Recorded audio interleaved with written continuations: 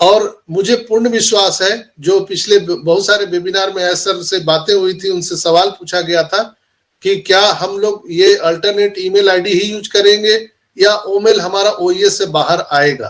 तो उन्होंने बहुत पहले कहा था कि आने वाले टाइम में हम जब हमारा ओमेल फुल फ्लेजर ऑफिशियल वर्जन जब लागू करेंगे, तो जिस तरह से आपको ओ कनेक्ट का मोबाइल एप्लीकेशन है, ओईएस का मोबाइल एप्लीकेशन है, इसी तरह से ओमेल भी इकोसिस्टम से बाहर होने वाला है।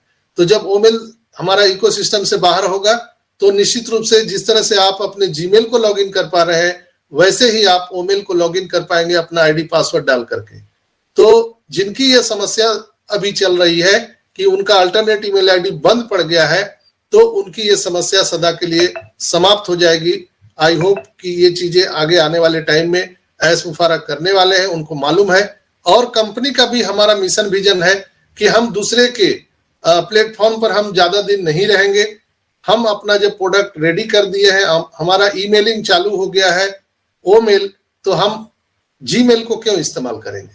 तो आने वाले टाइम में सिर्फ और सिर्फ आपका अल्टरनेट ईमेल आईडी जो है वो एक यूजर आईडी बन के रह जाएगा और हम लोग सब ओमेल को ही इस्तेमाल करने वाले हैं। दूसरा आपको देखना है कि आपके प्रोफाइल में नेशनलिटी, कंट्री, वो इंडिया वहां पर शो कर रहा है कि नहीं कर रहा है।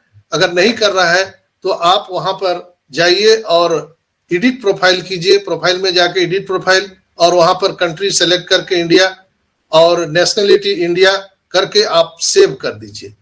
और मोबाइल नंबर अगर आपका सही है, नहीं डाला हुआ है, तो आप वहां पे मोबाइल नंबर भी इंटर कर सकते हैं।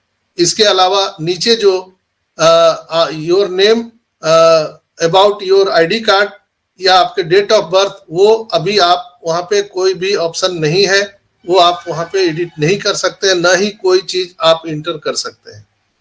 तो सिर्फ आपको चेक करना है कि आपके नाम, आपके सरनेम जो आईडी कार्ड में है वो आपके प्रोफाइल में है कि नहीं है। चूंकि अभी वेरीफाई होगा तो ये सब चीजें बहुत वेरी करती है।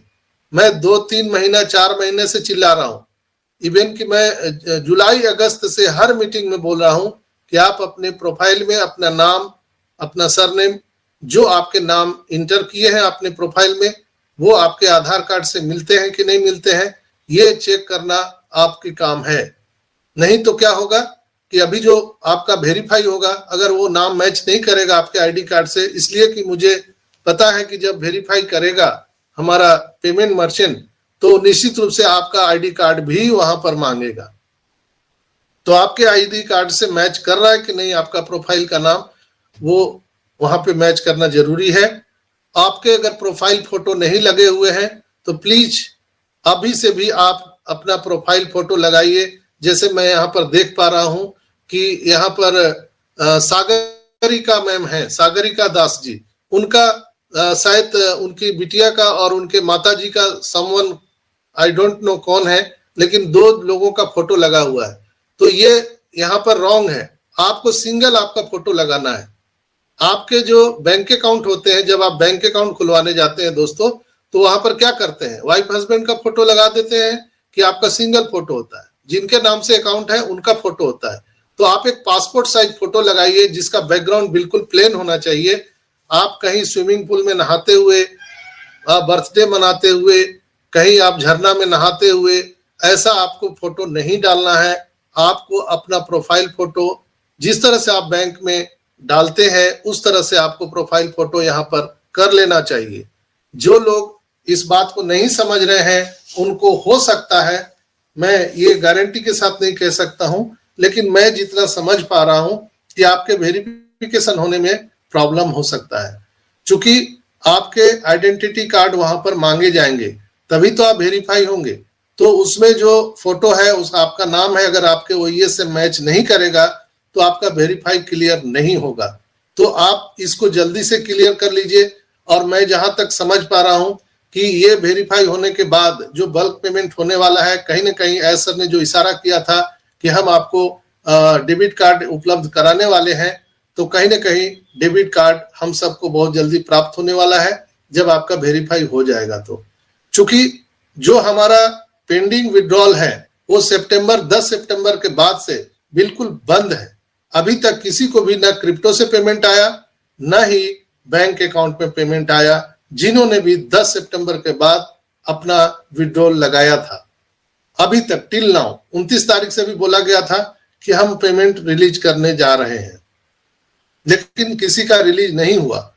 तो ऐसे संभावनाओं को देखते हुए मैं जो समझ पा रहा हूं, कंपनी की ओर से नहीं है, मैं जो समझ पा रहा हूं कि ये कहीं ना कहीं जो एसर का इशारा था कि हम डेबिट कार्ड उपलब्ध कराने जा रहे हैं, और हम सभी सौभाग्यशाली हैं इंडियन फाउंडर कि उन्होंने कहा था कि हम इंडियन फाउंडर को सबसे पहले देने वाले हैं। तो निश्चित रूप से हम सभी को वो कार्ड ओईएस में दिखने वाले हैं, जहां पर आपके पेंडिंग विड्रॉल भी नहीं, आपके बोनस, कमीशन और बहुत सारी चीजें वहां पर आपको लोड होके कार्ड में मिलने वाला है। कितना आएगा वो मुझे नहीं पता, ना ही कोई आपको बता सकता है।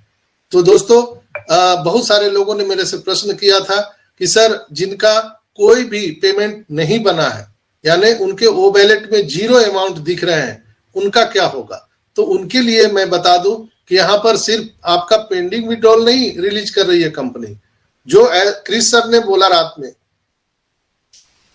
आप बैक ऑफिस में देख सकते हैं जाकर के कि जो उन्होंने बताया था उसको आप पढ़ सकते हैं। उन्होंने स्पष्ट लिखा था कि हम पेंडिंग विड्रॉल के अलावे हम बोनस, कमीशन भी हम वहां पर रिलीज करने जा रहे हैं।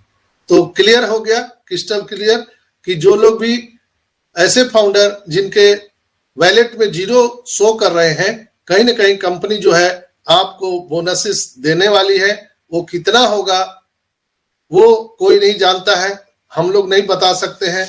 वो एसर के माध्यम से हम सबको जानकारी मिलेगा, और कहीं ना कहीं हो सकता है कि एसर आकर के वो हम लोगों को जानकारी देने वाले हैं दोस्तों। तो हम लोग उसके लिए बिल्कुल ही यहाँ पर इंतजार में है कि वो इंफॉर्मेशन कब आता है, एसर कब आते हैं हम लोगों के बीच में, वो हम सब देखने वाले हैं।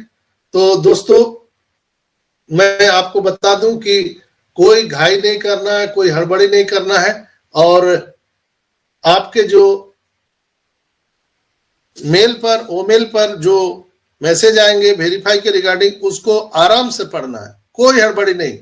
जैसे प्रोसीड करते समय हम लोग फटाफट प्रोसीड कर दिए, किसी ने एनडीए फॉर्म को पढ़ा नहीं पॉइंट बाय पॉइंट, चलिए इसमें कोई प्रॉब्लम नहीं है, लेकिन इसमें कोई भी जल्दबाजी नहीं करनी है हम सभी को।